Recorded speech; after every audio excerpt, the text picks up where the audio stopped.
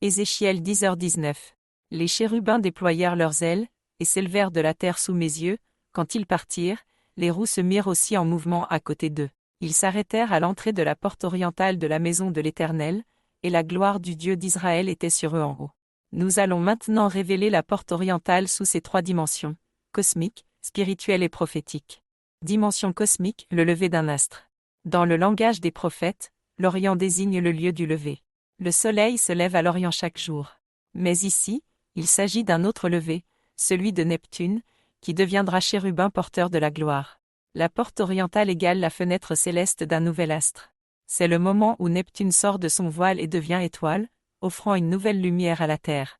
Ce lever n'est pas une simple position astronomique, c'est une naissance cosmique. Le temple ancien symbolise le monde actuel. La porte orientale est l'ouverture vers le monde nouveau. Les chérubins s'y arrêtent car c'est là que commence le nouveau cycle. Dimension spirituelle, l'ouverture du royaume. Dans la symbolique hébraïque, l'Orient représente la direction de la présence divine. Le jardin d'Éden avait une porte à l'Orient. Le tabernacle était tourné vers l'Orient. Le temple s'ouvrait vers l'Orient. Et maintenant, la gloire sort par la porte orientale. Cela signifie que Dieu se déplace.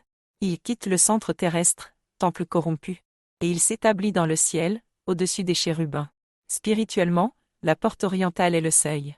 Ce que Dieu laisse derrière, le monde ancien, ses systèmes et ses religions mortes. Ce vers quoi Dieu appelle, le royaume vivant. Ézéchiel 43, 2 confirmera plus tard. La gloire du Dieu d'Israël venait de l'Orient. Sa voix était comme le bruit des grandes eaux, et la terre resplendissait de sa gloire.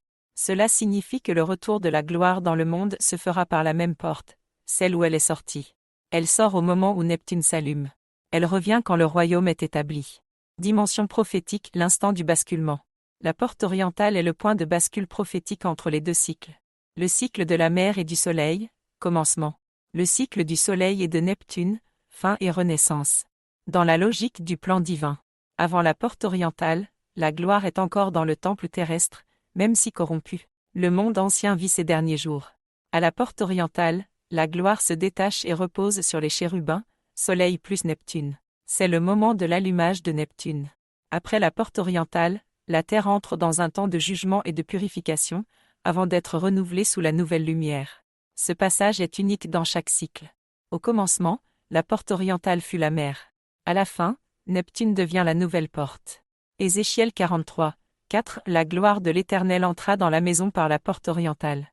Après le basculement, la gloire reviendra dans la maison renouvelée, la nouvelle terre sous la lumière de Neptune. Ézéchiel 44, 2 Cette porte restera fermée, elle ne s'ouvrira point, et nul homme n'y passera, car l'Éternel, le Dieu d'Israël, est entré par là. La porte orientale devient un passage unique, réservé à Dieu seul. Elle marque un événement non répétable dans l'histoire humaine, l'illumination de Neptune.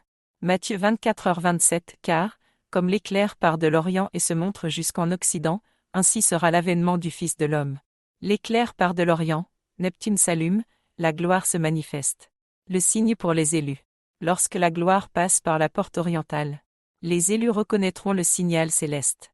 Le monde ancien commencera à se dissoudre dans ses propres ténèbres. Le royaume s'établira non plus au milieu des hommes corrompus, mais sur la montagne de Dieu. Ceux qui auront de l'huile dans leurs lampes franchiront le seuil. Conclusion, le seuil de la porte orientale. La porte orientale n'est pas une simple orientation géographique. C'est le symbole absolu de la transition cosmique. Le moment où Dieu ferme l'ancien temple et ouvre le royaume. Elle correspond astronomiquement à l'élévation de Neptune comme chérubin. Elle correspond spirituellement à l'ouverture du royaume pour les élus. Elle correspond prophétiquement au jour unique et irréversible qui changera tout. Et la gloire de l'Éternel était sur eux, en haut. Ézéchiel 10h19. Ce jour-là, la présence ne sera plus dans les temples de pierre, mais dans le ciel vivant, sur les deux chérubins.